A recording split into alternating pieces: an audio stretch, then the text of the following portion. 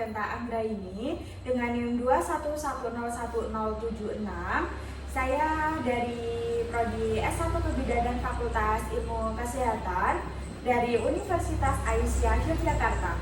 Dan terdapat 3 rekan saya sebagai narasumber dan saya sebagai moderator. Yang pertama, Putri Anggraini, NIM 21101101077.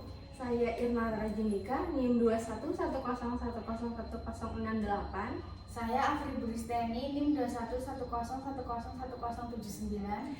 di sini kita akan membuat tugas podcast dari Bahasa Indonesia. Selamat menyaksikan. Selamat pagi rekan-rekan saya. Gimana nih kabar hari ini? Alhamdulillah baik. Alhamdulillah baik ya teman-teman. Nah, di sini kita akan membahas terkait dengan kuliah kebidanan itu asik nggak sih? Nah, langsung saja kita tanya-tanya kepada narasumber kita terkait dengan untuk akhir-akhir ini nih, kira-kira kesibukannya lagi apa sih Mbak Putri? Saya itu lagi mempersiapkan buat UAS minggu depan. Oh, habis ini mau UAS ya Mbak ya? Iya. Untuk kesiapannya sudah berapa persen kira-kira? Sudah 80% sih. Alhamdulillah sudah sangat siap untuk menjelang UAS ya Mbak. Insya Allah, Mbak. Insya Allah. Untuk Mbak Rara sendiri akhir-akhir ini kegiatannya lagi sibuk ngapain nih? Kalau kegiatannya, kalau minggu kemarin itu baru selesai praktikum, jadi minggu ini sama seperti Mbak Putri lagi persiapan untuk UAS. Alhamdulillah udah sangat semangat untuk melakukan UAS ya. Nah, untuk Mbak Afri sendiri nih gimana nih Mbak kesiapannya? Akhir-akhir ini lagi sibuk apa sih Mbak? Paling untuk saya minggu-minggu ini lagi sibuk ngerjain tugas yang belum dikerjakan, terus lagi nyiapin UAS juga karena besok minggu depan lagi UAS. Alhamdulillah, teman-teman di sini kakak-kakak kita sudah sangat siap ya untuk melakukan UAS. Nah, di sini saya akan bertanya nih, kakak-kakak di sini kan masuk Unisa nih jalur kebidanan. Nah, kira-kira untuk jalur masuknya sendiri untuk Mbak Putri lewat jalur apa ya Mbak? Jalur SBMPTN. Oh, SBMPTN itu yang ngerjain soal-soal itu kan Mbak? Iya, Mbak. Oh, kira-kira untuk soalnya itu susah nggak atau mudah biasa aja gitu sebagai referensi anak-anak atau adik-adik tingkat kita? Sangat susah Mbak buat jalur kebidanan. Oh, sangat susah ya Mbak, tapi alhamdulillahnya sudah terlewati. Iya. Nah, untuk Mbak Rara sendiri melalui jalur apa nih masuk kebidanan di Unisa? Kalau saya kemarin itu jalur itu Mbak nilai lapor. Oh, alhamdulillah. Ini kakak kita sangat pintar sekali ya, bisa masuk Unisa lewat jalur rapor, sangat perlu diapresiasi. Nah, untuk Mbak Afi sendiri nih melalui jalur apa kalau boleh tahu Mbak? Kalau saya sih sama kayak Mbak Rara. Alhamdulillah, untuk kakak-kakak kita pintar-pintar ya teman-teman, sangat perlu diapresiasi. Masya Allah, tabarakallah. Nah, kira-kira rekan-rekan saya sendiri di sini nih, untuk masuk kebidanan sendiri itu memang murni karena ingin atau tuntutan dari orang tua atau memang dari dulu nih udah pengen jadi bidan seperti itu. Kira-kira seperti apa, boleh di sharing-sharing untuk adik-adik kita supaya lebih paham terkait dengan kebidanan. Untuk Mbak Putri gimana nih? Oh, dari keinginan saya sendiri, karena saya suka lihat bidan, itu juga kan karena terlihat rapi gitu loh. Oh, sangat ingin terlihat profesional. Nah, untuk dari Mbak Rara sendiri nih, kira-kira untuk masuk kebidanan ini keinginan sendiri atau tuntutan dari orang tua? Alhamdulillah keinginan sendiri. Kalau untuk masuknya itu karena kan saya suka anak kecil tuh, jadi suka aja tuh ngeliat bayi baru lahir, jadi jadinya kebidanan. Sangat lemah lembut ini untuk Mbak Rara nih. Nah, untuk dari Mbak Afri sendiri gimana nih untuk masuk kebidanan? Apakah paksaan atau emang pinginnya sendiri? Kalau untuk saya sendiri sih karena sejak kecil bercita-cita pengen jadi bidan. Terus dari orang tua juga pengen saya menjadi bidan. Alhamdulillah, cita-citanya sangat mulia ya teman-teman, ingin menjadi bidan.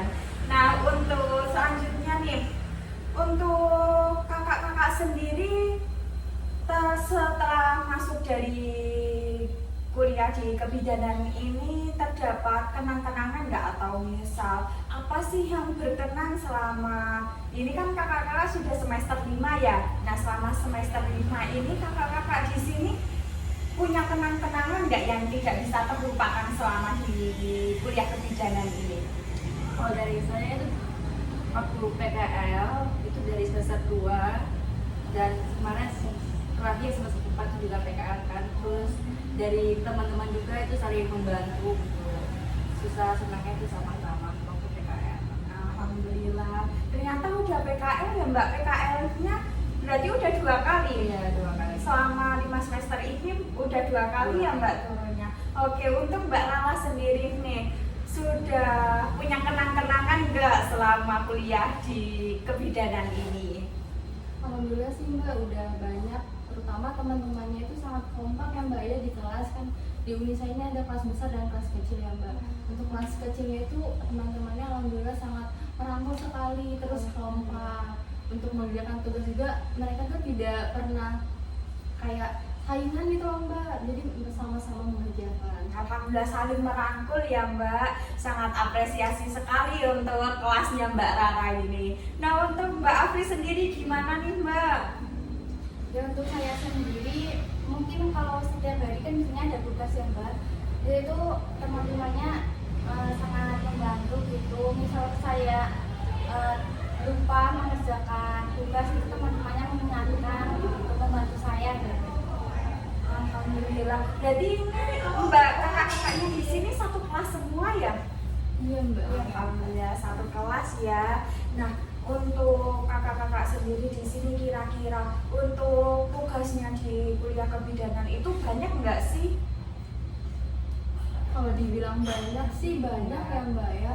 Untuk dibilang sedikit juga enggak sedikit. Jadi ya tugasnya itu gitu lah Mbak. Pokoknya itu kadang tuh banyak, kadang tuh enggak, tergantung dosen gitu.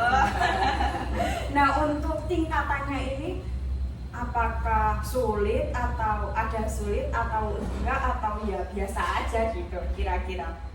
Untuk tingkatannya itu ada yang sulit, ada yang tidak Mbak. Tapi kakak-kakak di sini semangat ya, apalagi Mbak Putri udah semangat untuk UAS. Nah, untuk kakak-kakak sendiri di sini untuk cara atau tipe belajarnya tuh seperti apa sih? Apakah kakak-kakak di sini lebih suka membaca sendiri atau lebih suka teori atau suka praktikum seperti itu? Untuk Mbak Putri gimana? Saya lebih suka ke praktikum karena lebih ke tindakan langsung gitu. Berarti langsung melihat, langsung nyantol gitu ya Mbak ya. Untuk Mbak Rara sendiri? Kalau saya juga sama seperti Mbak Putri ya Mbak ya, lebih suka ke praktikum, karena praktikum itu kan kayak langsung tindakan, jadi pemahamannya itu cepat gitu. Kalau teorinya sendiri gimana Mbak? Kan Mbak Rara nih sukanya yang praktikum. Nah, untuk teorinya sendiri, misalkan Mbak Rara kurang suka atau kurang ini, biasanya Mbak Rara gimana pas waktu di kelas? Biasanya sih tuh memahami ya Mbak ya, kayak melihat dosennya. Tapi terkadang ada dosen yang kayak pembahasannya itu kayak terlalu lembut gitu. Jadi kita juga yang mendengarkannya itu kayak kurang paham, kurang mengerti. Jadi lebih suka yang praktikum.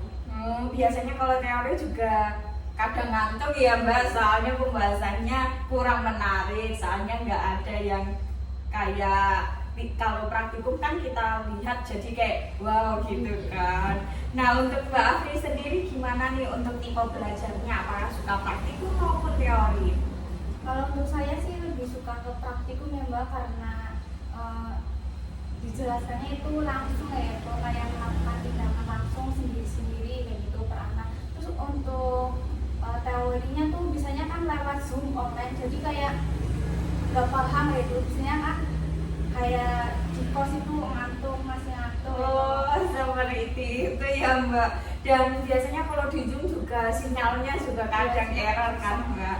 Baik-baik. Nah, di sini kan tadi Mbak Putri sudah bilang kalau sudah pernah PKL. Nah, untuk kakak-kakak di sini, apa sih yang pada saat PKL itu membuat kakak-kakak di sini tuh tidak bisa melupakan hal apa sih? Apakah pada saat PKL itu sangat susah atau takut atau gimana sih rasanya PKL itu, Mbak Putri? Kalau dari saya tuh kan langsung ketemu sama senior-senior juga kan dari pihak rumah sakit atau puskesmas, itu ada juga yang ngerangkul juga yang kayak bodo amat lah sama dari kelasnya itu. Cuman dari kita sendiri itu diambil hikmahnya aja kan, kita mencari ilmunya juga kan dari situ. Oke, nah untuk dari PKL ini nih, trennya seberapa sih Mbak untuk kesenangan dan kesedihannya di saat PKL itu menurut Mbak? Menurut kesenangan 80%. Untuk kesedihannya berarti 20% ya Mbak. Untuk Mbak Rara sendiri nih gimana untuk PKL-nya?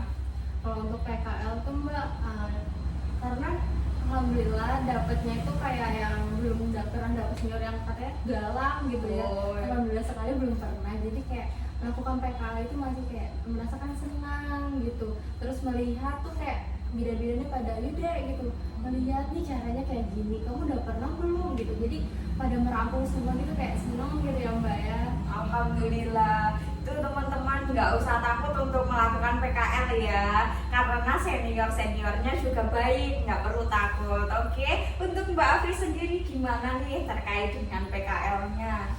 Kalau waktu saya PKL sih ini ya nemuin bidan perawat yang ngajarin kita gitu. Jadi kayak rangkul gitu, ngajarin saya. Terus pernah ada si Ai gitu, si Ai-nya juga baik, nggak jahat nggak jahat gitu. Nah, itu teman-teman dengerin dari kakak-kakak di sini sudah menjelaskan ya teman-teman, tidak perlu takut untuk PKL. Nah, untuk kakak-kakak sendiri nih, untuk saat masuk kebidanan ini kultur shocknya tuh seperti apa sih? Pada saat masuk kebidanan ini selama semester 5 ini untuk Mbak Putri gimana nih kultur shocknya? kultur shocknya itu praktiknya sangat banyak, lebih dari kayak lebih 50% deh untuk praktiknya sendiri. Oh, padahal biasanya kalau S1 kebidanan itu terkenal banyak teorinya ya. Iya. Tapi ini imbang nggak Mbak antara praktikum sama teorinya?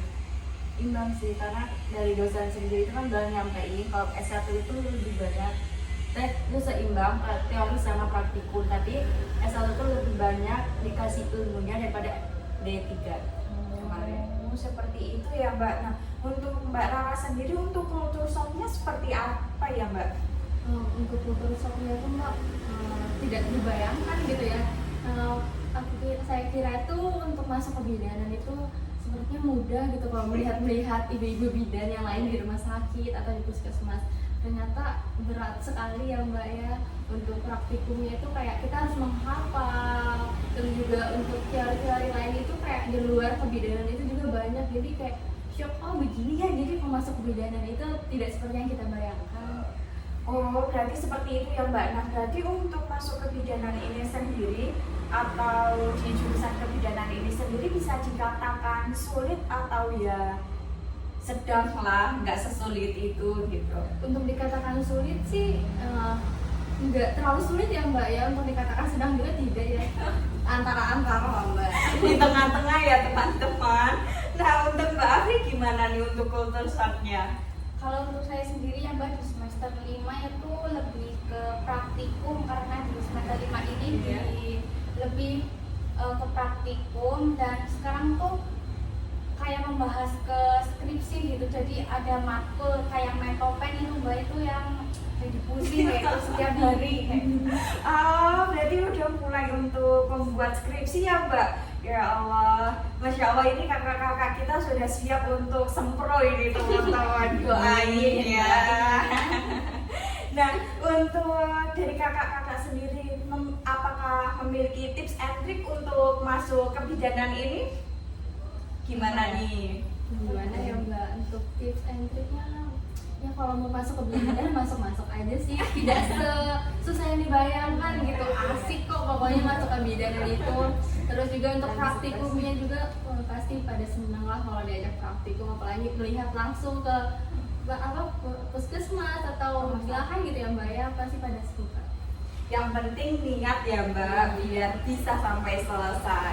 Nah, setelah kita sudah sharing-sharing nih terhadap kakak-kakak kita dari Mbak Putri, Mbak Rara, Mbak Afri, dapat kita simpulkan bahwa kuliah kebidanan itu asik kok, nggak sesulit yang kita bayangkan. Ya ada sulitnya, tapi juga ada sedang lah, nggak susah-susah banget.